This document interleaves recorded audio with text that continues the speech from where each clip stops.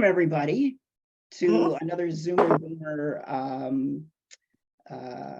Healthy Aging for Seniors, LP Seniors program. And we have some special guests today. Some of our Canada Summer Jobs people here are joining in, so welcome, thank you. And why don't we just get right into it? We're going to have Brigitte bring us right up to date with today's topic and introduce our special guest. Ellen. So I am pleased to welcome back Vuso Moyana from Seniors Tech Services as a presenter for our Zoomer Boomer series. If you remember, Vuso joined us in August last year for an internet safety webinar, and he's back today for a follow-up, and this one is going to be more centered around phishing, and I'll let Vuso take it away and get into it. Okay, thank you. Thank you very much for inviting me. So it's really great to be back here again. I was here last year, and I really enjoyed spending time with you and for us to talk about online safety, which is really important. So it's great, and thank you for inviting me back. If you didn't see me the last time, my name is Vuso, and I am from a company called Seniors Tech Services. At Seniors Tech Services, we basically teach older adults how to use computers and smartphones and iPad and social media and all that. So that's what we do. So thank you. So today we're going to be talking as a follow-up to our last presentation. We're going to be talking about phishing. So we're going to we went into it a little bit last year, but now it was part of a bigger presentation. But today we'll just go and narrow it down to phishing emails and talk about related online threats as well. You might have, received emails or received text messages that you may or may not be able to recognize as suspicious. So that's what we're going to be talking about today. And then we'll look at how we can protect ourselves as well against phishing.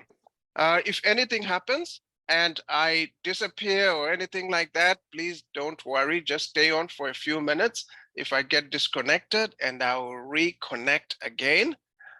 Today, we have a fairly small group, so that gives us more opportunity to have a more intimate discussion.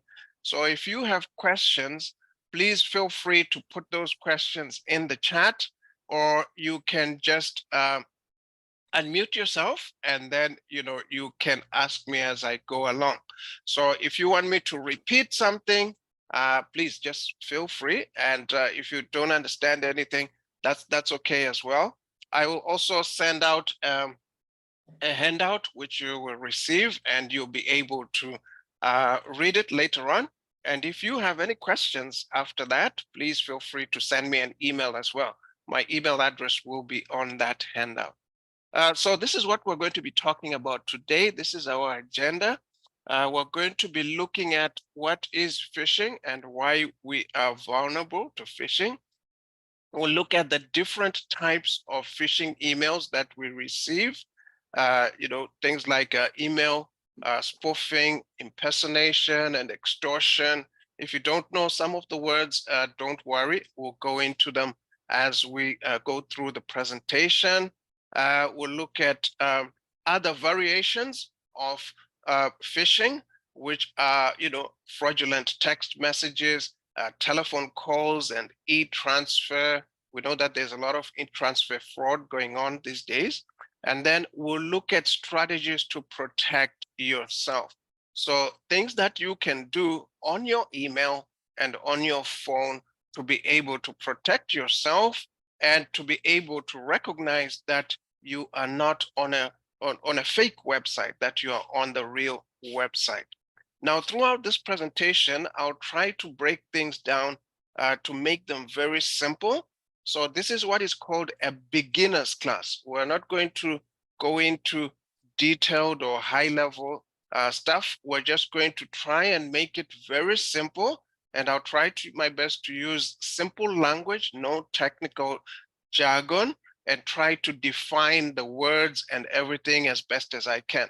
But if you don't understand anything that I say, or you come across a word that you're not sure about, please feel free to ask me as well.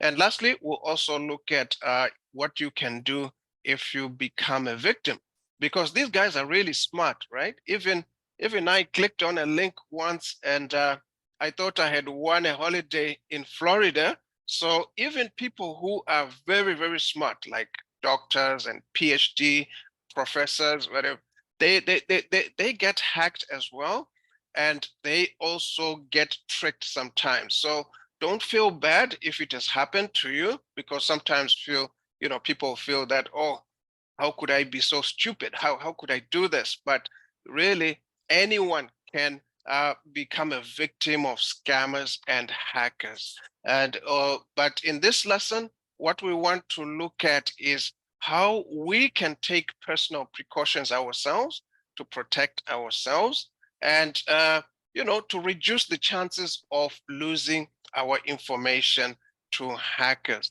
We know that even big organizations like banks, like government organizations have been hacked. We've seen that on TV, we've seen that on the news, but there are things that we can do to protect ourselves and protect our sensitive information as much as possible, and reduce the chances of it happening to us. So this is what we're going to be looking at, how we can protect ourselves against hackers and scammers. So let's first of all define what is phishing and why does it happen. Well, phishing really was a term that was first used in 1996. And they tried to define it by looking at the features of it that work in some way, that describe the way it works. And they said, it's just a scam in which a person is online and then he is tricked or duped into revealing personal information, or confidential information, which is then used by the scammer illegally. And sometimes they will use this just to get information, but sometimes they will also use this method to also cause damage to our computer systems or to control systems that are sophisticated or that may be running electricity grids or anything like that. And another question that really struck me was, why are we so vulnerable, when to these phishing emails? And I went on the internet and I did some research, and I found that, these villains or these scammers try to use emotional tactics in order to put us into automatic mode so that we bypass our logic and then click their link. They may also appeal to our biases and emotions. And once we get into automatic mode, then we pay less attention and we click on the link. Often you'll find that you may receive special offers, and this really appeals to our emotion not to lose out. I don't want to miss this. So we have this fear in us that, a fear of missing out, FOMO, that's what it means. So you really go for it quickly, and whilst you're in automatic mode, and you don't take time to think about it. So that is the psychological side of it, apparently, that makes them succeed when they send us these emails. So we are all vulnerable, like I said. There is no one who is very, very smart or anything like that who is not vulnerable. We can all become victims. And we want to look at ways in which we can reduce the chances of being victims. In fact, what I found out when I was going online for this presentation was that Canada was the fourth hardest hit country by cyber attacks in December 2021. So you can imagine that in the whole world, we are number 4. And there was a lot of money that was lost to cybercrime.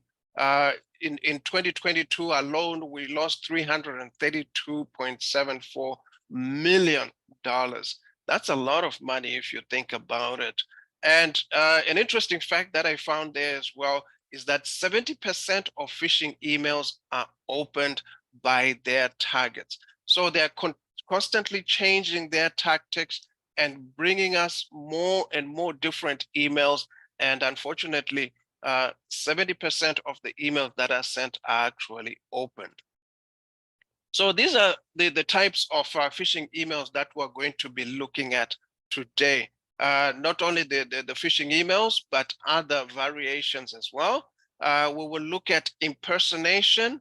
We'll look at email spoofing, where they make us think that it's somebody else or another organization. We'll look at extortion. We'll also look at invoice fraud, where we receive a fraudulent or invoice from a company that we may or may not deal with. We'll look at attachment links.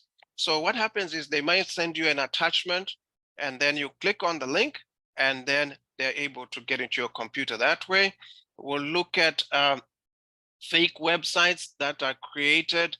You might be interested to know that during COVID, when people were applying for funds for relief, there were about 1,000 websites, fake CRA websites that were closed down by the government. And then we'll look at tech support requests as well that may not be legitimate. So let's go right into our presentation.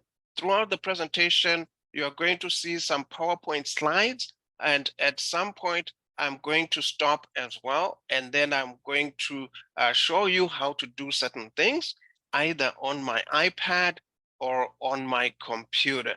And the first thing that we're going to look at today is impersonation.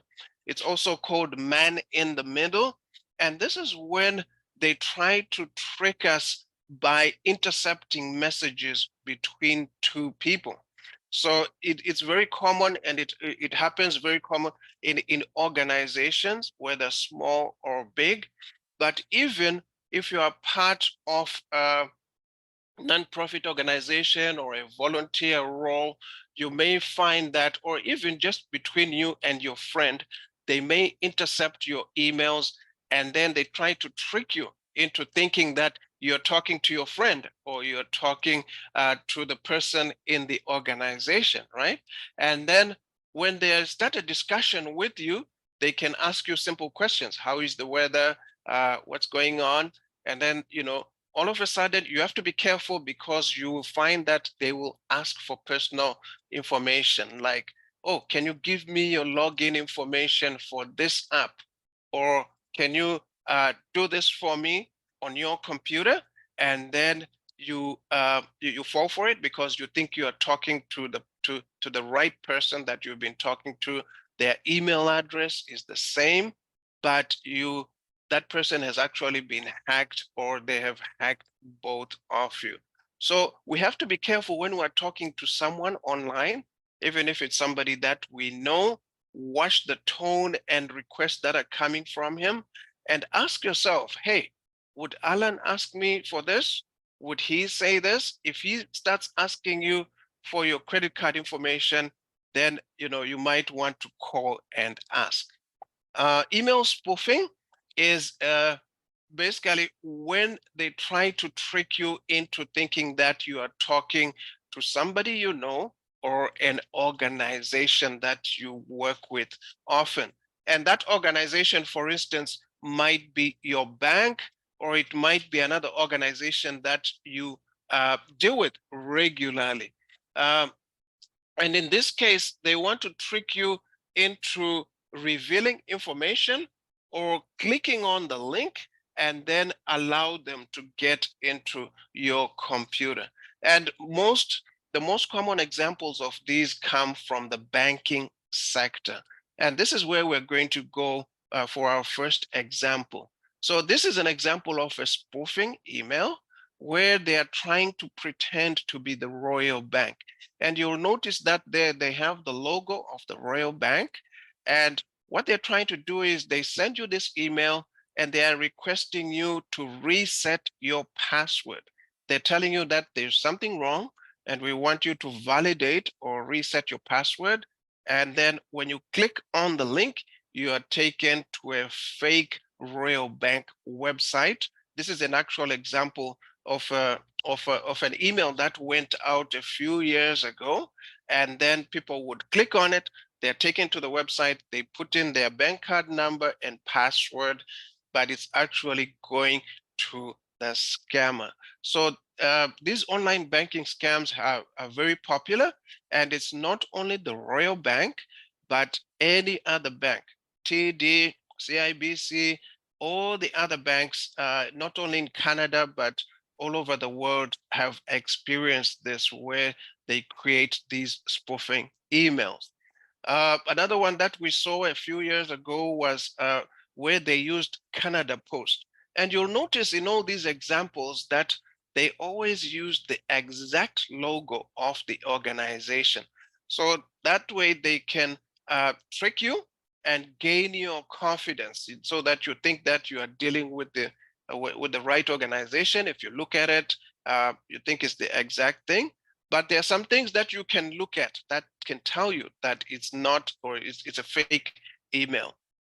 The first thing you'll notice is at the top left is the email address where it comes from. In this case, it says force@sharepointmonk.org. It's not even Canada Post. And then you'll notice as well, pay attention to the grammar in the email. In this case, you'll notice that they are addressing you as, or addressing this person as Dear Client Rob.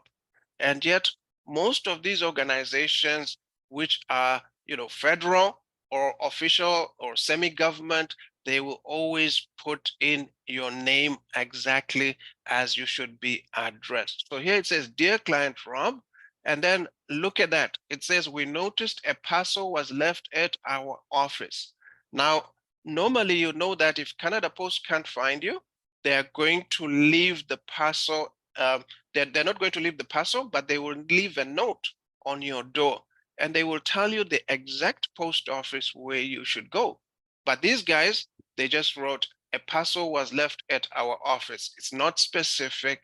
And then they go on in the last sentence to say, we hereby advise that you get the receipt of the parcel and verify the correct address for us to bring your packet to you. So you can see that already there's a grammatical issue here.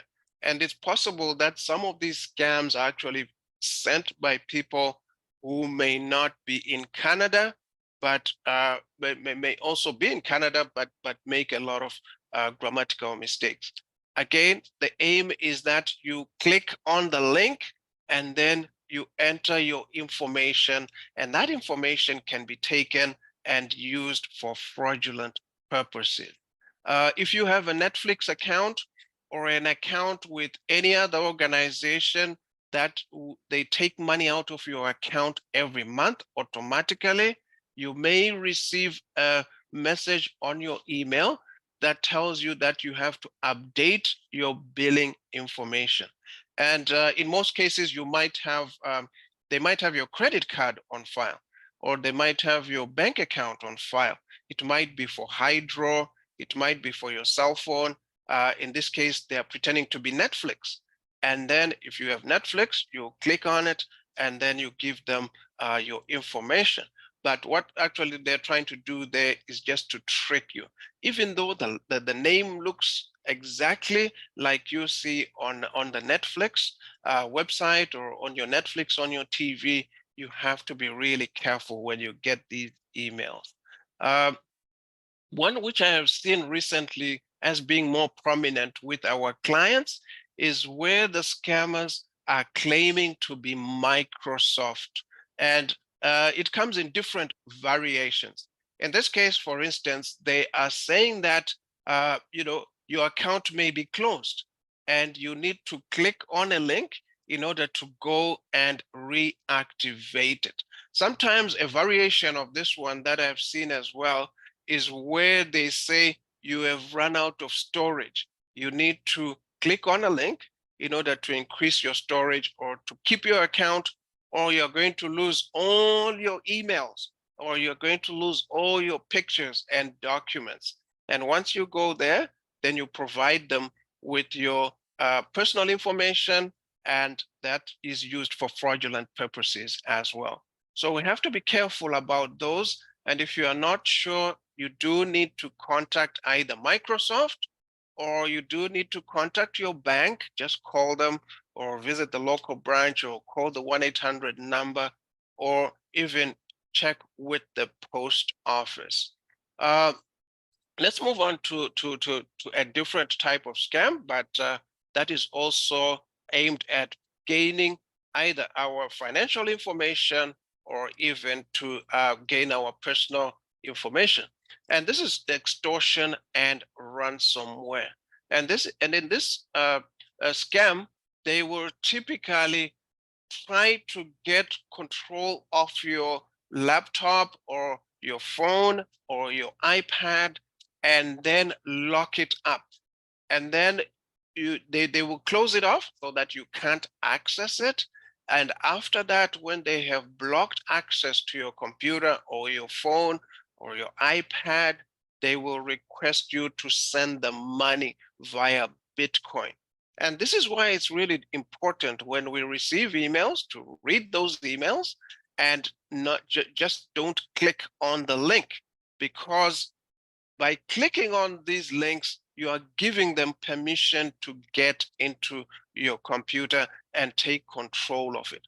Sometimes, of course, they don't even need you to do anything or even click on a text message, right? They're able to just go into your device if it's not protected or they have sophisticated software, and then they're able to take control of it. And once it's blocked, it's really bad, because you can lose your pictures.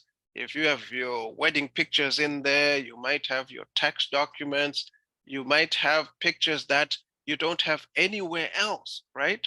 Your grandson's pictures are in there. You want to make sure that you secure them or back them up somewhere else besides your device. And then in most cases, you have to send money to them, and then they will be able to allow you to gain access. Sometimes there's no guarantee. You will send them the money, Bitcoin, and then they delete everything, and you still can't get hold of them. Invoice fraud is another one. And during the last provincial elections, one party that fell victim to this were the Ontario PC party, and this is a situation where you receive an invoice for services that you have never asked for, or you might have dealt with the company before a long time ago, or you might be a member of that political party, but it's a fraudulent email or it's a fraudulent text message where they send you an invoice for payment. Sometimes as well, it might be that they send it to you and they say, we want to update your information. So just verify your credit card information and your name and address. Especially small businesses have been vulnerable to that, but individuals as well. As you can see in this example, they were sending letters to during election time, pretending to be raising money for Doug Ford. And when you receive this email, or even if you find it in your letterbox, you must be careful and check to make sure that it's genuine. You notice that again, they have used the exact same logo, the appropriate logo, and they give you options on how you can pay, and everything looks genuine, right? But we have to be careful about that one. Here are two more examples that we have seen as well with many of our clients, where they send you a demand for payment, and sometimes they will pretend that it's connected with your antivirus program. And you may find that someone who has an antivirus program on their computer, they might have McAfee, and then they get it they think that, oh, I have to pay it, so this is protecting me. And often some clients don't even know what kind of antivirus they have on their computer. So when it comes up, they will just pay it, but they don't know that they are sending the payment to the wrong company. And if you have bought your computer from Best Buy before, you might get a fake invoice that purports to tell you that you have a subscription that needs to be paid as well. Or even if you have used Staples, and it's not only like computer stores or that provide accessories. There have been instances where people have received these requests for payment from scammers pretending to be companies like Home Depot and so forth. So we have to be careful that just because it looks exactly the same, and you might have had some kind of dealings with the company before, that it is not a fraudulent email. Here's another one, which is quite popular, which is an attachment. And what happens in this case is that they will send you an attachment, they'll send you an email, and in that email, you will see a very faint invoice within that email that is an attachment that is attached to the email. And in this case, in this example, for instance, they put in a fake DHL invoice. But when you click on the invoice and you try to download it, it doesn't actually work. Or you download it, and when you try to open it, you can't open it. So the trick here is that attachment is actually has a Trojan, or it has another virus connected to it. And all they want you to do is just to click on download. And then when you press download, you are actually putting the virus on your computer. So we have to be careful about that one. Now, you might have heard of the dark web. What is the dark web? Well, the dark web is a website where passwords and other illegal activity occur. The dark web itself was originally created not as an illegal site, but as an anonymous site by the US military, the defense industry in the United States. And they thought, we'll create this website, the dark web, which is accessible only with special browsers. You can't go to Google and go into the dark web. The normal websites that we go to, like Google or Yahoo search or Microsoft Edge or all those kinds of search engines and browsers, you can't use those to access the dark web because it needs specialized browsers. So when they created it, they thought, oh, it's absolutely safe. And some organizations used it as well, for activism, because they wanted to avoid government censorship. They didn't like, having websites where the government can see what you're doing. But over the years, it has evolved. And now you find that in the dark web, you find that there's a lot of things that are going there that are illegal. For instance, when our email addresses and passwords are stolen, where do you find them? They are found on the dark web. That's where they sell them. Things like our driver's license numbers, even our social insurance numbers. But what happens is now some scammers will send you an email and tell you that, hey, your information was stolen. They're pretending to be nice, right? All your information was stolen and your information is being sold on the dark web. Click here and we'll be able to help you to fix it. So we have to be careful every time when we receive these emails, because they are appealing to what emotion? They're appealing to fear. They're trying to put fear into our hearts and think that if I don't act, then I might be in trouble because my information is being sold on the dark web. But there are ways that we can check to find out if our information is available on the dark web. And we'll look at those websites and be able to check it as well. If you have an iPhone, you are able to find out as well very easily and free of charge if your information is on the dark web. The next one that we'll look at is e-transfer fraud. And what has happened in the past is once they created the e-transfer, it became very easy for us, right? To send money to people online and also to receive money online. And it's very, very easy because you can even do it on your phone whilst you're on the go. And all you need to know is the other person's email address or their phone number. And then they get a text notification and they can deposit the money. But what scammers have done now is they use this system to defraud people. And what happens is you might receive an email that tells you that you have an e-transfer waiting for you. And typically it might even have an attachment, or it might just have links to different banks like Bank of Montreal, RBC, where you are supposed to click to deposit your money. Sometimes they will pretend that the money has been sent to you from the CRA.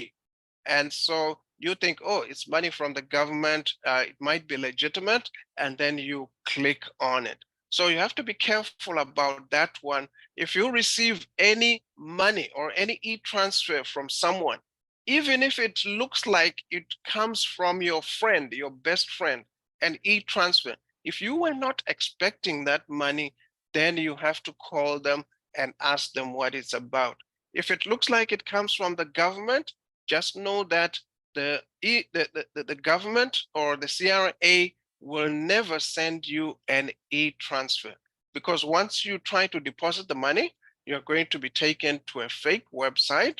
And then once you log in there, you are giving them your email address and password. Okay, so now we have looked at different examples and we have seen the different types of emails that we can receive that are fraudulent. And so the next question then is, what can I do? How can I protect myself from all these fraudulent email? And there are different options that you can do.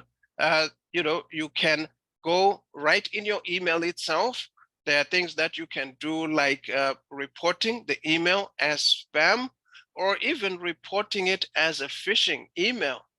You can block the sender right in your email there, or instead of deleting or blocking one email, you can also create a rule or filter. And those email rules or filters allow you to be able to tell your email provider, whether it's Gmail or Yahoo or anyone, that if you receive an email like this, I want you to delete it or send it to spam. Unsubscribing, if you are receiving a lot of emails from organizations, especially charitable organizations that you might have worked with before or not, you want to make sure that you unsubscribe from them. Otherwise, there'll just be too many, and those organizations, you may in the end even click on links that you are not sure about. There are third-party email filters as well. There are different companies and apps that offer apps that say we can help you to be able to filter those emails, and even your antivirus programs allow you or tell you that. So you can look them up and try them out as well. But you must make sure that when you see a suspicious email, you don't just leave it there. You have to do something about it and delete it. Some people, they find that it's just overwhelming now. I've just got too many emails coming in. And what they do is they open a second email address. And what they do once they have the second email address, they will share it with their closest friends and closest organizations that they deal with, but they won't just give it to anyone. to the hydro company, to the telephone company or anything. They just keep that second email within a small circle. And that helps to some degree to be able to protect you. And then, of course, you can provide your device against malicious spam. An important part of that, if you have a Windows computer and it doesn't have advanced protection, is to download an antivirus program. And so these are different things that you can do, but depending on the type of device that you have, it may be, let's say you have, we all have different devices. Some people have an iPhone, some people may have a Windows computer, some people may have BlackBerry, and even the email providers, right? You might be using Yahoo, you might be using Simpatico, you might be using something else. So you have to make sure that you can do it differently. You can block emails differently for different providers. So you'd need to check with them. What I'm going to do now is I am going to just look at some of these ways that we talked about, and we will have a small demonstration of how we can block emails and do different things. So what you are looking at now is you are looking at my laptop, and I have a Gmail email address. Now you might have a Simpatico email address, you might have a Yahoo email address, it might be different, right? But you can, I've also put a link in the handout that can show you how you can do it for different systems, even like for an iPhone and an Android device. But here's our Gmail. So let's look at our Gmail and see what we can do. The first thing is, well, we've got lots of emails coming in, right? And if you look at this, I've got a company called Scribd. It's been sending me lots of email. And when you open each email, and this is the same if you are using Yahoo, if you're using Outlook or Hotmail or anything, just look for an option which has 3 dots, or an option that allows you to be able to open a menu. And you'll notice here that you can actually block the email. You have options here to block the email. So you can block it, you can report it as spam, or you can report it as phishing as well. So all these options allow you to be able to block the email right within the email itself, and also report it for phishing. When you use any of these these options, like this one here, which I have pressed report phishing, it will tell me what phishing is, and then it will also be sent to their security or fraud department, and the organization won't be able to send you any more emails. So the first step would be to block the organization, and then it won't be able, you can report it phishing or blocking, and then they won't be able to send you any more messages. And in future, if you want to unblock them, if you felt that it was wrong, you can do that as well. In addition, you can also set up your email address so that you can block it automatically, so that those emails don't actually get into your email in the first place. So you can set up what are called filters. And it depends on which email provider you are using, but you can look at the different settings on your email.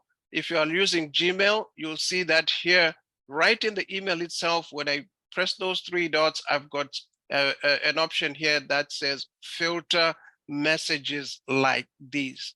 And when I click that, it will give me the option to say, a message. You can set up the filters either using the subject, or if it has the words, or it doesn't have the words, And then here, I'm just going to say all the emails that come from hello@script.com. I want to create a filter. A filter is basically an instruction. It's also called rules if you are using Outlook or anything like that. It's basically an automatic instruction that says, if I receive an email with this, it must do this. And so here I get these options, which says skip the inbox. When you receive that email, mark as read, star it, forward it. And here I'm just going to press the option that says delete it. And that delete it means that every time when that email comes, it will automatically be deleted. So I'll press create filter. And next time when these guys try to send me an email, if they are not blocked or anything, it will go straight, it will be deleted straight away. I won't even see it. You could even set up the filter and put a term in it. Like every time I receive an email that says you have won, for instance, you want to be able to put in a filter that says I have won, and you know that these are fraudulent ones that they will be deleted. So for instance, here I have won, you can just write I have won a gift card. So you might be getting a lot of emails where you are being told, you have won something, and so you want to be able to put that filter in, and then you'll be able to close it. It's a great and easy way to be able to block those emails if they're coming in. And like I said, it's not only Gmail. You can do it with any provider that you use. If you are using Yahoo or you are using any provider, this feature is available to you as well. So blocking emails is really a great way and a great start to be able to do it. What happens sometimes is that they may change their email address, but once you put in the filters as well, it's really one great option. Now, are there any of us who use an iPad? Do any of you guys use an iPad or a tablet? Okay. Yeah. So Debbie, so if you have an iPad or if you have any other tablet or even your phone, you can also block emails there. And there are many ways you can do it, even if you have an Android tablet. But I'll just show you quickly how it works on the iPad. And on the iPad, you not only are able to block it, but you can also delete all the emails that you had in the past that came from that person or that organization. So I'm going to open my email on my iPad in the Mail app.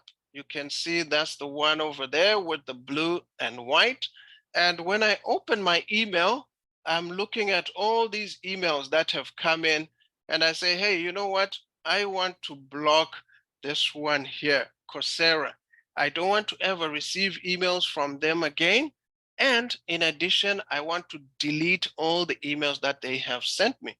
So you can do that easily by just going to opening the email, and then you tap where it came from. So the name of the person where it came from. So in this case, it says from Coursera.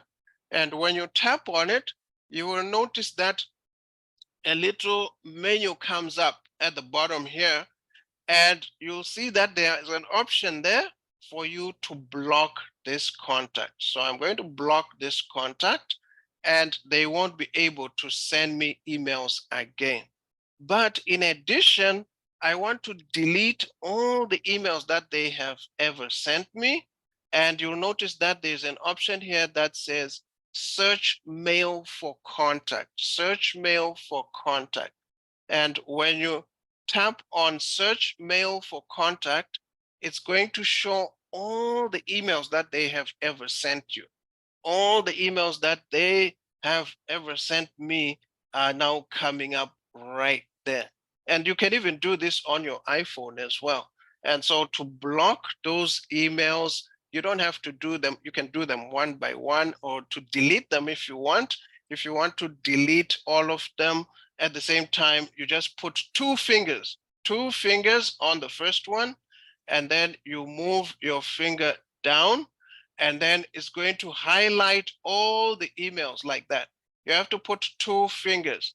And then when you get to the end of those emails, you can easily delete them by pressing the trash can.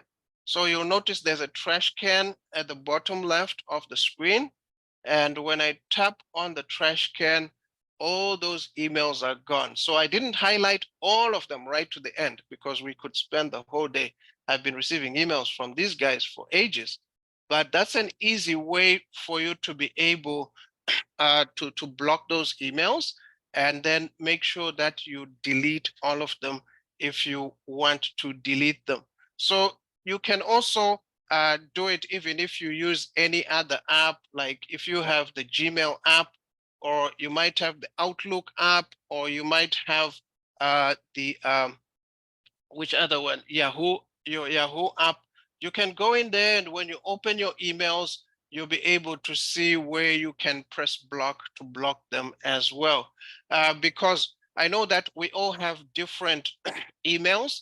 Not all of us use Gmail, but we want to make sure that we're able to delete them, and then we'll be able to use our devices safely and receive our emails safely. So are there any questions? I'm just going to stop at this point before I go on, and I'm going to see if there are any questions that you might have. Oh, I see there's something in the chat from Alan. Okay. If a trusted email address accidentally gets on the iCloud.com block list, how can we receive those emails again? Okay, so you can log into your iCloud and see blocked emails. If you so for those who don't understand the question, let me just explain what he is asking.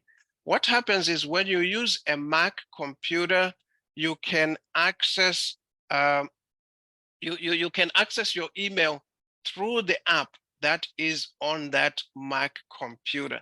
And I'll just share my screen here quickly, and you can see that this is the email that we use on the Mac.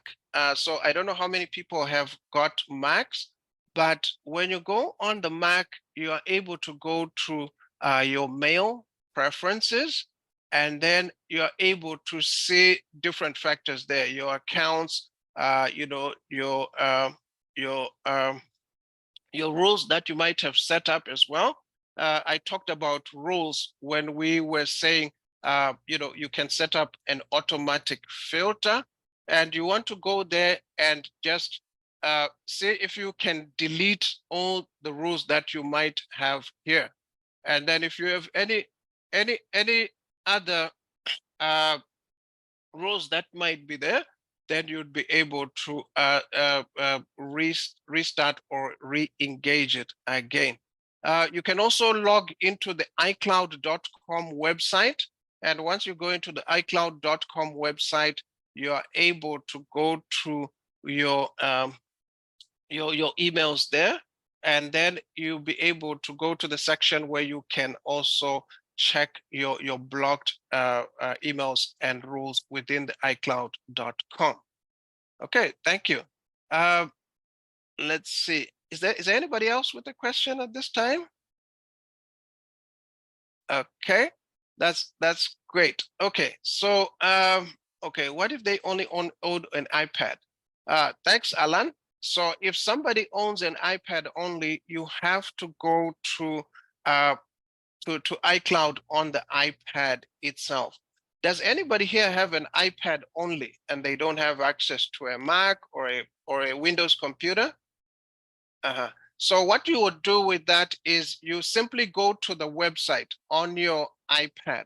So open Safari and then type iCloud.com, and then you'd be able to go and see all your iPad accounts there. So we'll just move on, and if anybody would like to me to help them with that, I'll be able to help as well. So in the handout that you will receive, you are going to see a link that I put there, which tells you how to block and email and report emails for different email providers. Okay, so let's move on to other forms of phishing. So we talked about emails, but we know that we also receive a lot of calls, which is called voice phishing. And basically with voice phishing is when you receive a lot of phone calls, fraudulent phone calls. You probably receive them just like everybody else. And they are trying to do the same thing. They want to put fear or give you the feeling that you want something. For instance, they may say there's a warrant for your arrest, or your bank account will be suspended. And then they want you to provide them with your personal information, your bank account or your credit card, or even they may say, we want you to send money. We're calling from the CRA. You need to send money, and you need to send it in cryptocurrency, or you need to send it in gift cards, Amazon gift cards. But what you should know is that the CRA will never request payment in cryptocurrency. Besides the phone calls that we get, of course, we also receive a lot of text messages, a lot of fraudulent text messages. And sometimes they may even come on WhatsApp. They may even come on Messenger. I get them all over the place. So you have to be careful about these text messages. The trick that they have been using that is really popular these days is where they tell you that they failed to make a delivery, or your parcel is waiting at customs, or even just the good old trick that they try to use is change your passwords. And as usual, they will put in a link in there for you to click in order to update your information. So we have to be careful about these. And there are some examples of recent texts that have been used to try to trick people into doing this. You can see that, in the first case on the left, they're trying to appeal to our emotion to want to win something. So they say you have won a prize, and they hope that you will click. And then, in the middle, you'll see that they're talking about Prime membership, Amazon Prime. You have to update your information as well. And then, of course, they failed to make a delivery. A popular one that we have seen as well with many of our clients is where they send a text message and they tell them that there's been a charge on your Visa for $3,000. Press yes or call this number to confirm. And then they call that number and say, what? There was a charge on my credit card? And then they call that number and they give the person their credit card, not knowing that they're actually talking to a scammer. Another tactic that you can use that we talked about blocking emails is actually to block callers on your cell phone. So you can also block unwanted calls on your cell phone, or they will go straight to a voicemail. There are some third-party providers who have apps, either in the App Store if you have an iPhone, or in the Play Store if you have an Android phone like a Samsung, where they say that they can help you to, if you download the app and add it, they can stop the scam calls. Some of them work, and some of them, they do allow some scam calls to come in. But here are some tips that you can use in order to deal with the spam calls. The do not call registry is still there. I know many of us say, oh, do not call registry doesn't work, right? But it's still there, and I am still registered on it, and I encourage you to register as well, at least it stops some of the calls. Of course, they can't stop the calls that come from people who are overseas, even if they're pretending to be in Canada and they're using a local number. If you answer the phone though, and you see that they're telling you things like press 1 to accept, or they want you to say yes, just to say the word yes, you have to be careful and just hang up immediately, because they're trying to take over. They might be able to take over your number or do something. So whatever you do, do not provide any kind of personal information.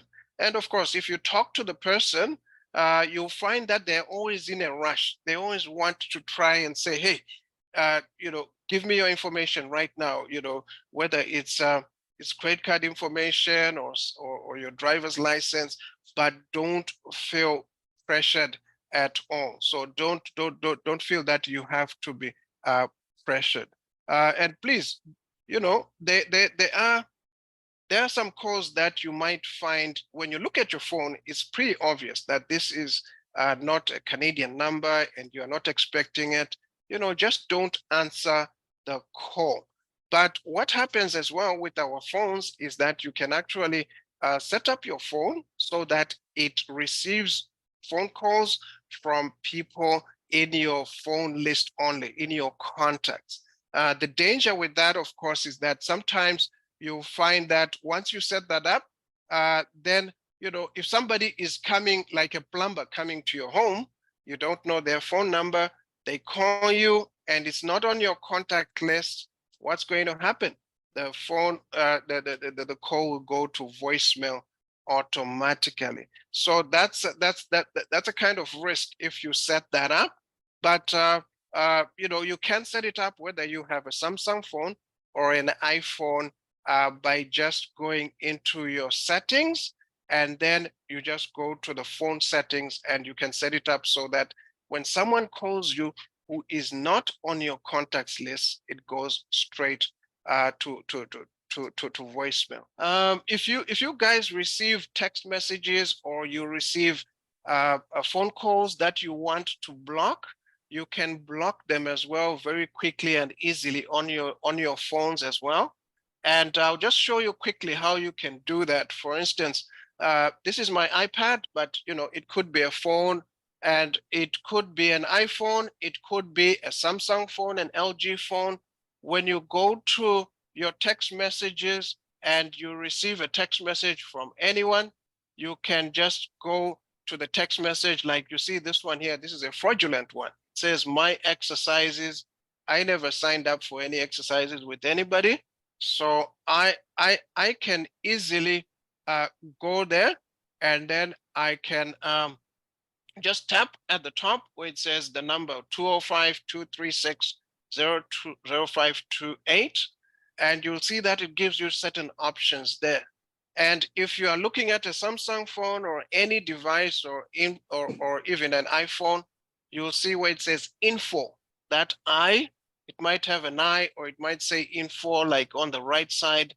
And then when you tap there, that's where you are going to get a chance to block a caller. So I had blocked this one, but you will see something there that says block this caller, and you can tap on it and then you'll be able to block it. And that allows you to block not only people who call you, but people who text you as well. Sometimes, of course, these guys will change, and then they will start using a different phone number after that. But it's a useful feature to be able to block some of these guys. And of course, as usual, you want to make sure that you don't click on the links or any suspicious links that may be there. Okay, so let's see, how much time do we have? I think we still have a little bit of time. Okay, let's move on to something else and have a look. And I also look at some of the questions in the chat as we go along. So one thing that you have to be careful about, we talked about fake websites. So we have to be careful when we go online. And this might not be like you receive an email and you click on it or anything like that. but you might just go online on Google or Edge or Yahoo search or any search engine, and you type in a website. So the question becomes, how do I know I'm at the real website and I'm at a fake website? This one here has the same logo.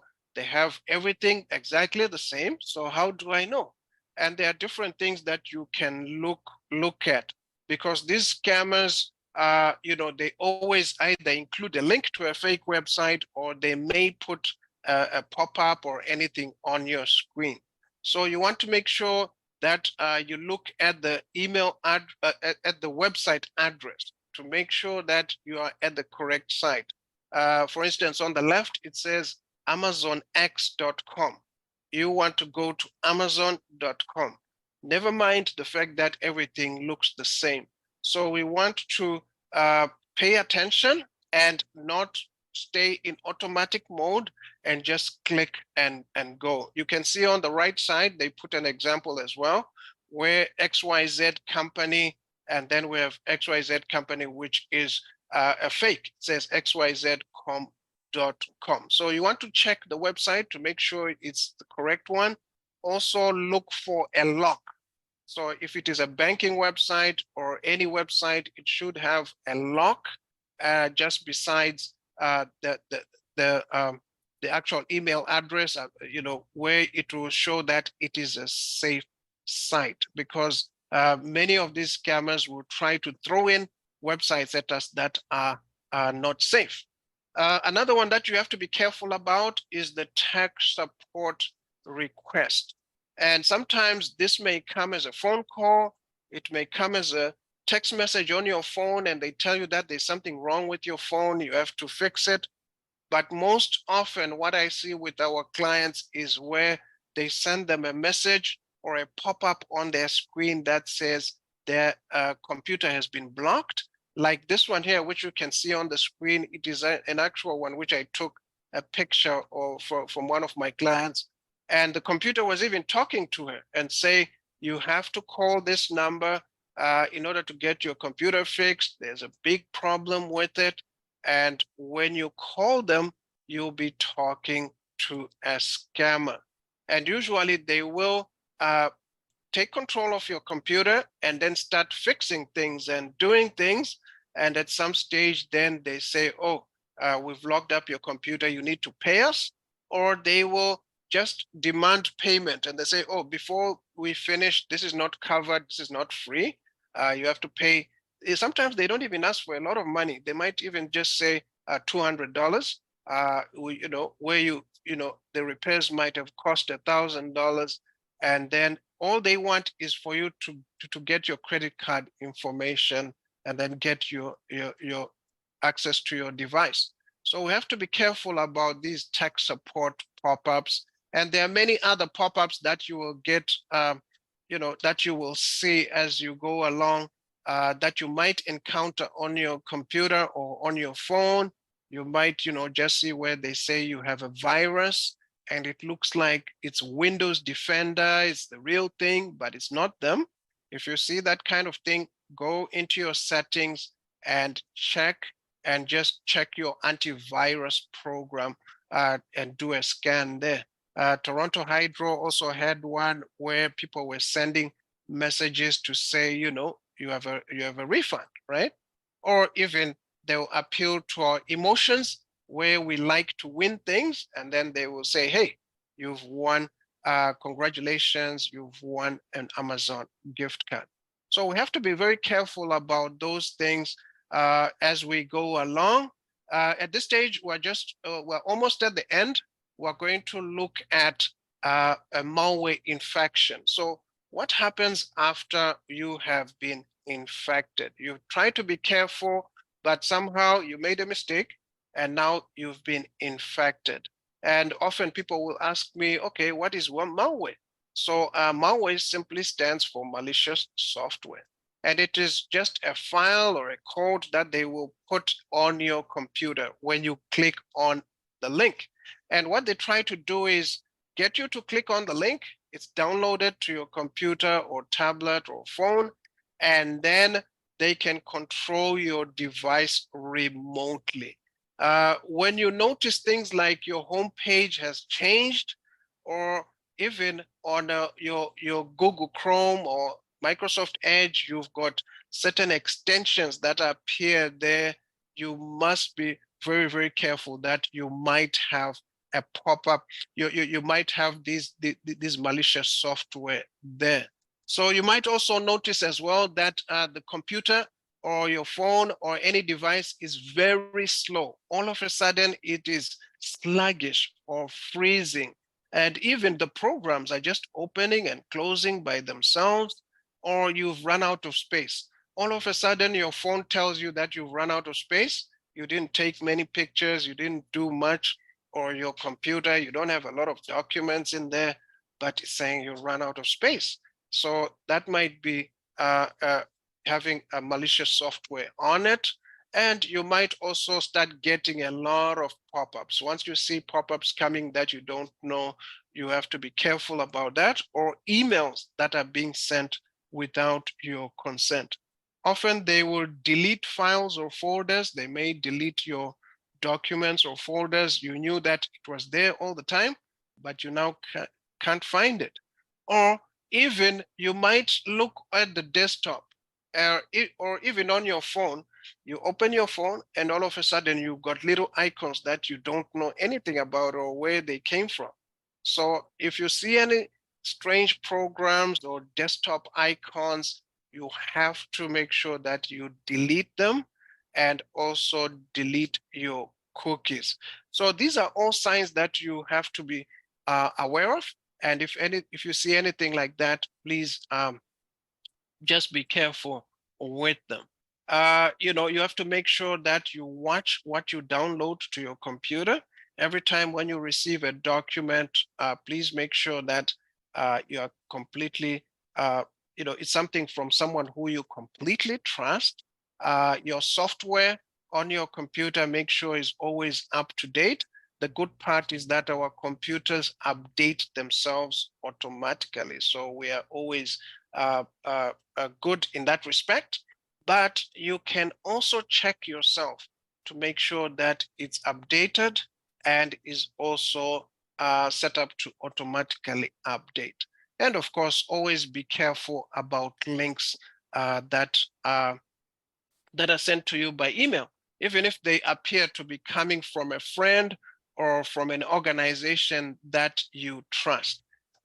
It's really important to keep not only our devices updated, like the operating system, like Windows 10 or Windows 11 updated, or or even the Mac software or your Apple software or your Android device software, but you have to keep the apps updated as well. So there are two things on our phones. There's the operating system and there's also the apps themselves. And if you have some apps that have not been updated or that you have not used in a long time, it is recommended that you delete them. If you want to check on a Windows computer, if your computer is up to date, you go to Settings, and then you go to Windows Update. Settings, and then Windows Update. And then there's a little button there that says Check for Updates. If you want to go on your Mac, you can go to your little apple, which is at the top left, and then you just go into Preferences, and then you'll see Software Update. Even on your phone, whether you have an iPhone or an LG, when you go to your settings, you will find a section for software update, and you just go there and then you'll be able to check if your phone is up to date. The good thing, like I said, is that most of our devices are already set up to be able to update automatically. And once it's connected to Wi-Fi, it does update, but it doesn't do any harm for you to check yourself whenever you can. Here's an important part of the way we can protect ourselves online. And it's not only against phishing, but against viruses and many other dangers. in the online world, passwords. So passwords are really our first line of defense against hackers, because the more difficult a password is, then it makes it really difficult for them to get in. And in addition, we can add what is called two-factor authentication. Now, if you have a password, you want to make sure that it is, you've probably had this before. It has a capital, small letters, numbers, and a symbol, a special character. And, it is recommended by some that it should be 10. Some people say 12 and more, but 10, I find 10 quite comfortable for me, or 12, as some people would say. Another thing that you can do with your password is to use a paraphrase. And the paraphrase is now recognized now as a more powerful password than having the capital and small letters and numbers and the symbol.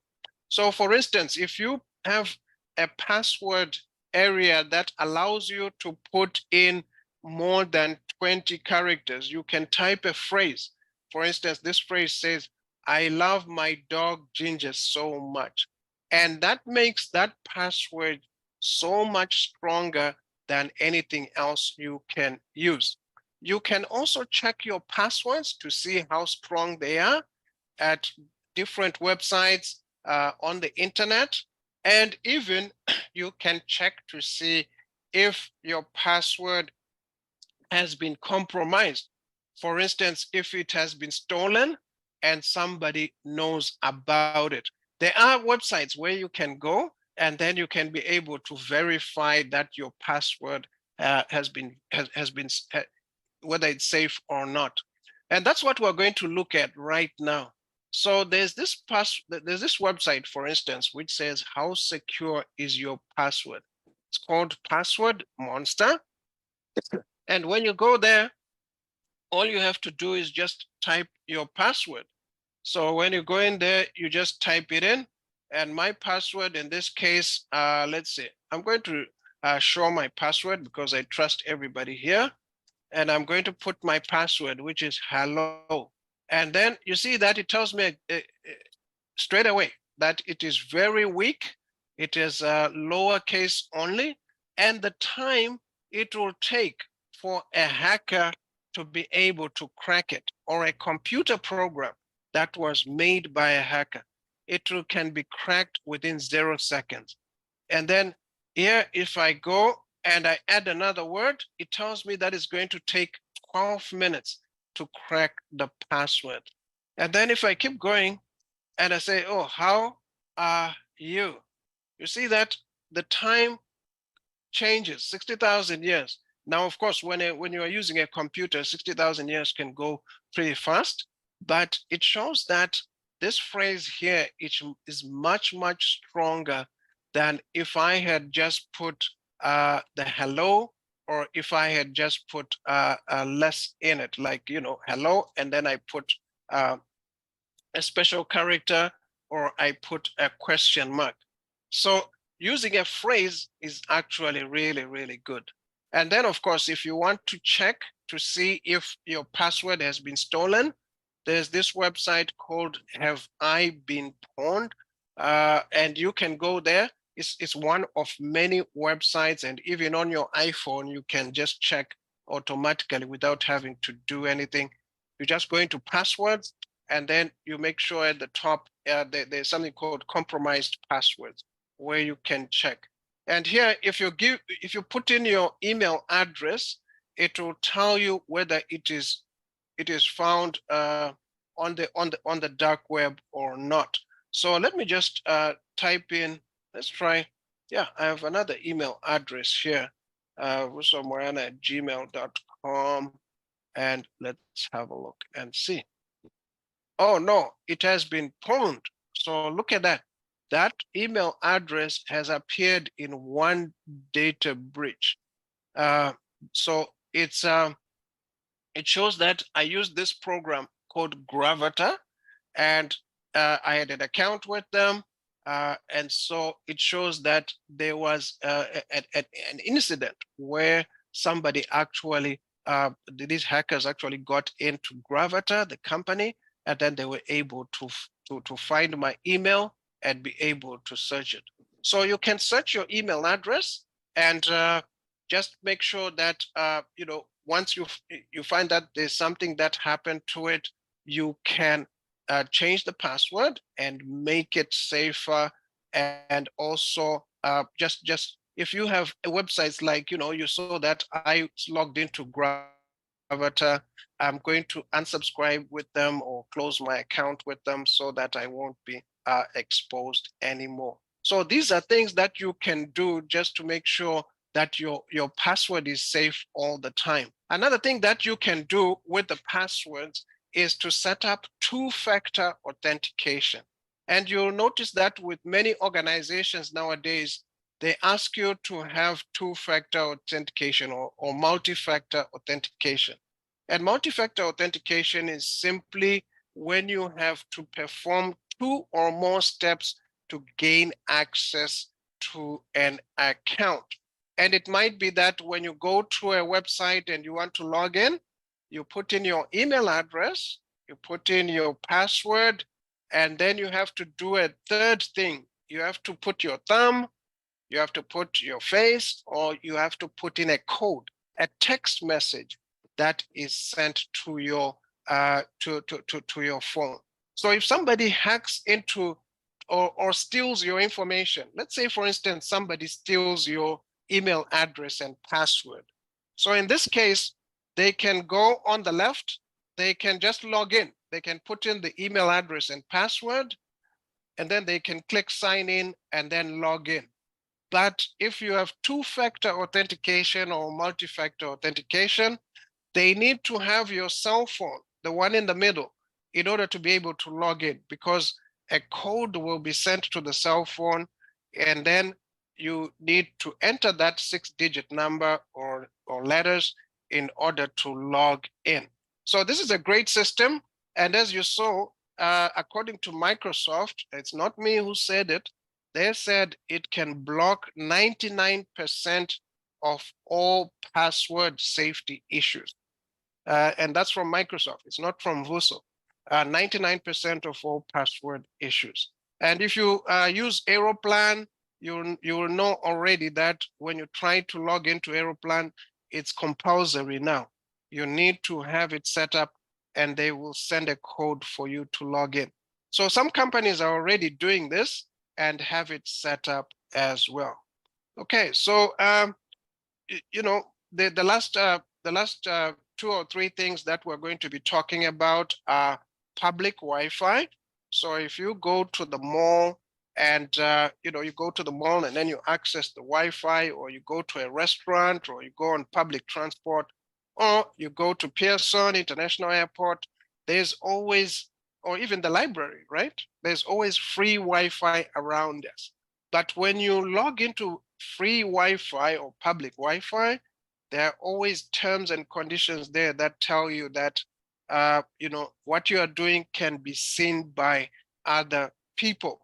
So you want to avoid doing online banking and online shopping or anything where you have to put in sensitive information using public Wi-Fi. It's very important because sometimes they will be watching you and you don't even know it. And in addition, sometimes you have to be careful before you log into that network to make sure that is the correct one. So if you go to Pearson International Airport, and let's just say the Wi-Fi is called Pearson Wi-Fi. You want to make sure that you are clicking into the correct one. If you see another one that says Pearson Toronto Wi-Fi, then you might be going into the wrong one that has been created by hackers. So you have to be very, very careful. And lastly, if something happens and you become a victim, please don't be shy. We have to speak out if something happens to us. Because like I said at the beginning, these guys are really, really smart. and it doesn't matter whether you're a university professor or what, they can still get you. So it's nothing to be ashamed about. We have to make sure that we take measures to protect ourselves, some of the things that we have been talking about. And we also have to make sure that we contact our bank if there's money involved, or you gave them your credit card, even if they didn't take anything. If there's something that you feel might affect your credit, then you have to contact, TransUnion and also Equifax, or let's say you gave them your driver's license or something like that, or your SIN number. You want to make sure that you call Service Canada or Service Ontario and then talk to them as well. You can also report these crimes online when they happen. So for instance, if you are in Toronto, you can go to the Toronto Police website, and there's an online form where you can report these crimes, and you just fill it in. If you are in Mississauga and places like that, you also have the Peel Police Safety Tips Seniors, and you can log into there. There's a place where you can make an online report. So it's good if we report these people so that the authorities know about it. And if it is something where they took over your email address, or they took over your Facebook account, or they took over your phone, you want to make sure that you inform your family and friends so that they won't receive phone calls or emails thinking that it's you, and then they can be tricked as well. So we have to make sure that we report it in order for us to not only protect ourselves and get the police to look for these people, but also that we protect our family and friends. Okay, so thank you for having me. Alan, I'll send you the handout. Yes, And please. if anyone has any questions later on, please feel free to just send it to Alan, and he can send the questions to me, and I'll be happy to answer those questions for you. Another great presentation here. And I want to thank everybody for coming. Again, next month we'll have something, and we'll see everybody later.